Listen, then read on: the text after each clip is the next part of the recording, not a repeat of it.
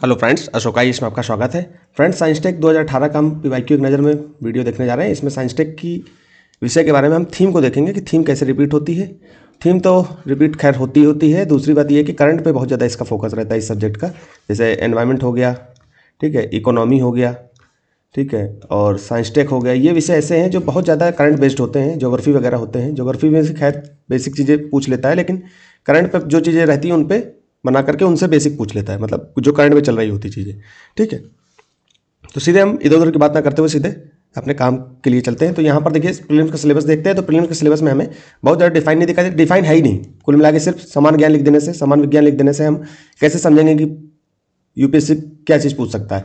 तो हम फिर मेंस के सिलेबस में जाते हैं। तो मेंस के अगर आप थर्ड पेपर में जाओगे, यूपीएससी मेंस के सिलेबस के थर्ड पेपर में जाओगे, तो वहाँ पर आपको 10, 11, 12 3 पॉइंट्स आपको दिखाई देंगे जो साइंस टेक के सिलेबस को डिफाइन कर रहे होते हैं।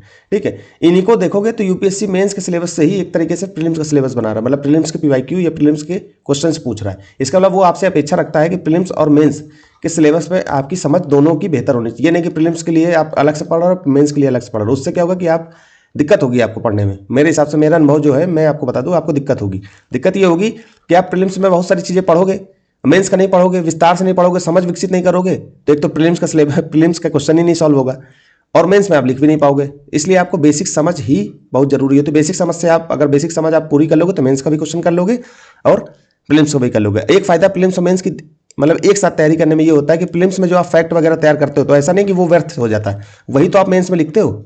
उन्हीं फैक्ट और डाटा को उठा करके तो मेंस में आप लिखते हो और उससे क्या होता है, आपका उत्तर और प्रमाणिक हो जाता है, जिसमें आपको 1-2 नंबर एक्स्ट्रा मिल जाते हैं। ऐसा नहीं है कि दोनों तैयारी अलग अलग होती है, एक साथ तैयारी करिए। ठीक है, तो हम सीधे चलते हैं प्रश्नों पर। अब देखिए, यूपीएससी ने बिल्कुल बेसिक चीजें पूछ ली, जो आपका सैटेलाइट, उपग्रह, स्पेस और जो यान होते हैं पीएसएलवी, जीएसएलवी, इनसे यूपीएससी बहुत प्रश्न पूछता। तो आप जाइए और पीएसएलवी, जीएसएलवी ये जो होते हैं इनके बारे में आपको अच्छे से पढ़िए जाकर के। जहां पर सिलेबस में दिया हो वहीं पर सैटेलाइट के बारे में पढ़िए, पृथ्वी की कक्षा के बारे में देखिए। ये बेसिक चीजें होती है, स्पेस टेक्नोलॉजी आप उठाइए, उनके बारे में देखिए जाकर के ये क्या होता है। तो आपको वहीं पर ये चीजें देखने को मिल जाएगी। फिर आप इसको रोकिए, पॉज करिए, फिर इसको पढ़िए, क्योंकि मैं डिटेल एनालिसिस लेकर के आऊंगा तो वहां तो विस्तार से आपको बताऊंगा। तो आप जो है, अब मैं एक एक प्रश्न को पढ़ूंगा, उससे क्या होता है, टाइम जाता है। आप पॉज करिए, इसको देखिए और चीजों को पकड़िए कि ये क्या चीजें हैं, और जो आपकी बेसिक चीजें हैं उन्हीं से यूपीएससी ने इनको रखा हुआ है। यहीं पर कुछ अगर आपने ठीक से पढ़ रखा होगा तो यहीं पर कुछ ऐसी शब्दावली रख देगा जो आपको पकड़ में आ जाएगी, ये यूपीएससी ने गलत रखा है। तुरंत उसको काटिए, आपके हाथ में आंसर होगा। ठीक, तो सीधे चलते दूसरे पे। अब देखिए, जीपीएस है, यूपीएससी ने साफ साफ सिलेबस में, मेंस के सिलेबस में लिख रहा है रोजमर्रा के जीवन पर इसका प्रभाव। अब आप देख लीजिए, जीपीएस है, जीपीएस तकनीक का आप यूज तो करते हो, तो आपको पता तो होगा कितने सालों से चल रहा है ये सब चीजें। तो आपको ये सब चीज़ों का प्रयोग कहाँ कहाँ होता है, किन क्षेत्रों में होता है, तो आप इसको देखिए। ये कॉमन वाले प्रश्न होते हैं, इनको आप नॉर्मल अगर ध्यान से देखोगे कि आपको हर जगह इसका इस्तेमाल करता हुआ दिखाई देगा। फिर अपना ऐसे ही जीपीएस की जगह आईआरएनएस आ गया अपना खुद का। तो जीपीएस पूरे वर्ल्ड में काम कर रहा है, अमेरिका का है, यूएसए का है, और हमने खुद का बना लिया। भाई कुछ ऐसी चीज़ें होती हैं जो हम जीपीएस को शेयर नहीं कर सकते। मतलब जीपीएस जो है, कहीं ऐसा ना हो कि भाई रक्षा संबंधित जो हमारी सूचनाएं हैं वो जीपीएस उठाकर किसी और देश को दे देगा या खुद इस्तेमाल कर लेगा। तो इसलिए हमने क्या कर दिया कि हम अपना खुद का बना लिए, IRNSS। अभी क्या है इसके बारे में, अभी नया नया आया था तो यूपीएससी ने उससे सवाल पूछ लिया। अभी आगे हम दिखाएंगे, ये चलते हैं। अब देखिए, निम्नलिखित में से कौन से भारत सरकार का डिजिटल इंडिया, अब देखिए 2014 से काफी चर्चा में चल रहा है, जब से एनडीए की सरकार आई है। एनडीए की सरकार के आने के बाद ये डिजिटल इंडिया पे बहुत ज्यादा फोकस था। तो आप इसको किस नजर से देख रहे हो। अब यूपीएससी ने इसी को जो है आराम से जो है नॉर्मल कथन रख दिया कि भारत की अपनी इंटरनेट कंपनियों का गठन, जैसा कि चीन ने किया। ऐसा है क्या डिजिटल इंडिया की योजना का उद्देश्य पूछ रहा है।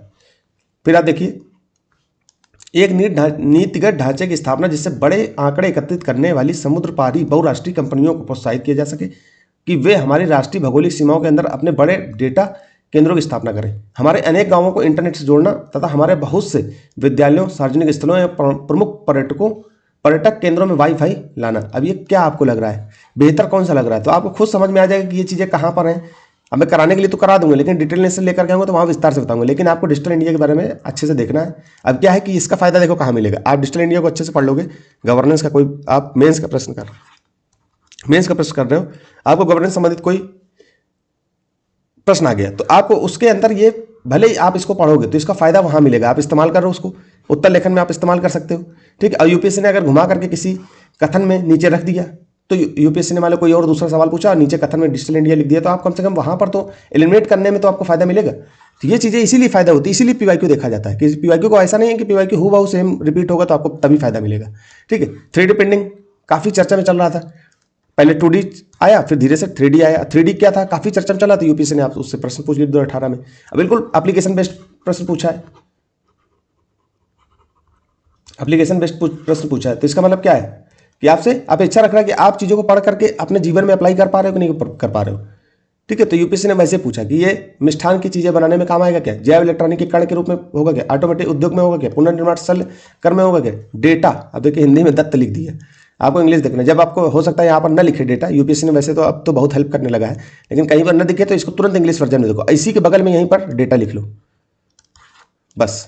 ठीक है, समझ में आ गया। अब ऐसी चीज़ों को अगर एक भी चीज़ इनमें से पकड़ में आ गई आपको, तुरंत एलिमिनेट करो, आंसर आपके हाथ में। बहुत सिंपल सवाल होते हैं, बिल्कुल घबराने की जरूरत नहीं। यूपीएससी पेपर में हो क्या गया है कि हम लोगों को आजकल के जो कोचिंग संस्थान हैं उन्होंने इतना हुआ बना दिया है कि हम डर जाते हैं कि अरे यार हम नहीं कर पाएंगे, बहुत बड़ी चीज़ है तो देखिए स्वाभाविक सी बात है, बड़ी चीज़ तो है, लेकिन थोड़ा सा पेशेंस रखोगे, अपनी तैयारी को मजबूत रखोगे तो पेपर निकालना उतना ही आसान हो जाता है। इसलिए हुआ मत बनाओ, नॉर्मल पढ़ाई करो, बार बार चीज़ों को रिवीजन करो, आप चीज़ें आपके हाथ में होंगी। ठीक है, चलिए चलते हैं। अब देखिए 5वां प्रश्न, अब इसमें क्या कह रहा है कि प्रकाश गुरुत्व द्वारा प्रभावित होता है, ब्रह्मांड लगातार फैल रहा है, पदार्थ अपने चारों ओर दिक्काल के विकुंचित ये वार्प करती हैं। ठीक है, अब ये चीज़ें जो है यूपीएससी आपसे उस समय चर्चा में चल रहा था, आपसे तुरंत पूछ लिया। अब ये चीज़ें जो है आपके नज़र में जो चीज़ें रहती है, यहाँ पर हमको क्या सीखने को मिलेगा, जो चीज़ करंट में चल रही है यूपीएससी उससे सवाल बनाने की संभावना रहती है, यूपीएससी तुरंत उसको कैप्चर करेगा, आपसे सवाल पूछ लेगा। अगले प्रश्न पर चलते हैं। जीएम सरसों फसल जेनेटिकल मॉडिफाइड, अब आप बायोटेक नॉर्मल पढ़ते हो, अब करंट में ये चीज़ें जीएम फसल आई, तुरंत आपके दिमाग में होना चाहिए कि यूपीएससी ऐसे सवाल बना सकता है। तुरंत आपने देखा कि इससे पहले भी आई यूपीएससी ने नॉर्मल प्रश्न बनाया, ऐसे प्रश्न यूपीएससी फिर से कथन ऐसे कुछ रखेगा, कुछ परिवर्तन देखेगा, यूपीएससी सवाल बना देगा। तो आपको चीज़ों को पढ़ना है, पीवाईक्यू देखना है बार बार, और चीज़ों को पढ़ना है, उसी हिसाब से पढ़ना है, जो चीज़ें यहाँ पर दी हुई हैं उन्हीं हिसाब से पढ़ना है। मान लो जीएम सरसों का विकास AIRI और पंजाब विश्वविद्यालय द्वारा संयुक्त रूप से किया गया। अब कुछ नई चीज़ हो जाए जिसमें कोई और यूनिवर्सिटी का नाम आ जाए तो यूपीएससी उससे तुरंत कथन ऐसे फिर से बना सकता है। तो आपके दिमाग में ये चीज़ आगे कि यूपीएससी स्ट्रक्चर ऐसे बनाता है। ठीक है, तो ऐसे यूपीएससी जो है चीज़ों को करता है। अब देखिए यहाँ पर, अब देखिए ये सवाल आसानी से किए भी जा सकते हैं। कभी कभी समाचारों में आने वाले शब्द, संदर्भी विषय, उनसे संबंधित बेल 2 कृत्रिम बुद्धिमत्ता, ब्लॉकचेन प्रौद्योगिकी, डिजिटल या क्रिप्टो मुद्रा, CRISPR-Cas9 कण भौतिकी। अब CRISPR-Cas9 आपको पता है बायोटेक्नोलॉजी से संबंधित होता है, आणविक कैंची इसका बोल देते हैं कि आणविक कैंची के रूप में इस्तेमाल होता है। ये क्या यहाँ पर कण भौतिकी आपको तुरंत पता चलेगा, तीसरा तो नहीं होगा, तुरंत आपने काटा, आपके हाथ में 3 2 3 दूसरा आपका सही हो जाएगा। लेकिन आपको ये चीज़ें देखिए मैं यहाँ पर नहीं बता रहा हूँ, मैं आपको ये बताना चाह रहा हूँ कि आपको जाकर CRISPR-Cas9 पढ़ना है, ब्लॉकचेन टेक्नोलॉजी पढ़ना है, बेल सेकंड प्रयोग क्या है ये चीज़ें पढ़ लो। ठीक है, फिर आपको AI इस समय चल ही रहा है, क्रिप्टो करेंसी या क्रिप्टो मुद्रा क्या है, डिजिटल मुद्रा क्या है, कण भौतिकी, ये तो चीज़ें बेसिक में आप देखते हो। तो ये चीज़ें जब आप पढ़ोगे तब चीज़ें आपके हाथ में होंगी, बेसिक आपका यहीं पर तैयार हो गया। यूपीएससी कोई करंट में चीज़ें बदल के देगा तो आप उसको आसानी से कर लोगे। फिर देखिए IRNS आया, भारतीय क्षेत्रीय संचालन उपग्रह प्रणाली IRNSS के संदर्भ में निम्नलिखित कथनों पर विचार कीजिए। Indian regional navigation satellite system, IRNS के बारे में आपको स्पेशल पता होगा तो आप इनको आराम से कर लोगे। ठीक, तो इसके बारे में IRNS के बारे में आपको अच्छे से पढ़ लेना। इसको इस्तेमाल भी आप कर सकते हो, जैसे सिक्योरिटी के पेपर में, सिक्योरिटी इंटरनल सिक्योरिटी के पेपर में आप इस्तेमाल कर सकते हो। तो ये चीज़ें जो प्रीलिम्स में है वो मेंस में आप आसानी से इस्तेमाल, ऐसा नहीं करिए कि जो है जो चीज़ें दी हुई हैं उनका इस्तेमाल केवल और केवल हम प्रीलिम्स में ही करेंगे। ठीक है, बिल्कुल परेशान होने की जरूरत नहीं है, सिंपल आप पढ़िए और प्रश्न करिए। बस आपको जितनी चीज़ें बताई जा रही हैं उन्हीं थीम को पढ़िए बार बार, उन्हीं से यूपीएससी रिपीट कर करके पूछ रहा है, बस थीम रिपीट होती हैं और व्यक्ति क्या करता है, हम इधर उधर भटकते रहते हैं। ठीक है, सीधे चलिए। अब ये क्या कह रहा है, सिंपल देखिए, एप्लीकेशन बेस्ड पूछ लिया कि पादप रोग फैलते हैं, किससे फैलते हैं, पक्षी से फैलते हैं कि उड़ती धूल से फैलते हैं कि वर्षा से फैलते हैं कि बहती हवा से फैलते हैं। अब आपको देखना है कि किन किन चीज़ों से यूपीएससी ये चीज़ें पादप रोग फैल जाते हैं। मान लो कि ये पेड़ है, इस पेड़ में कोई रोग है, मतलब कोई बीमारी है, अब ये दूसरा पेड़ उसी के बगल में है, तो ये दूसरे फेल में कैसे फैलेगा, पक्षी के द्वारा।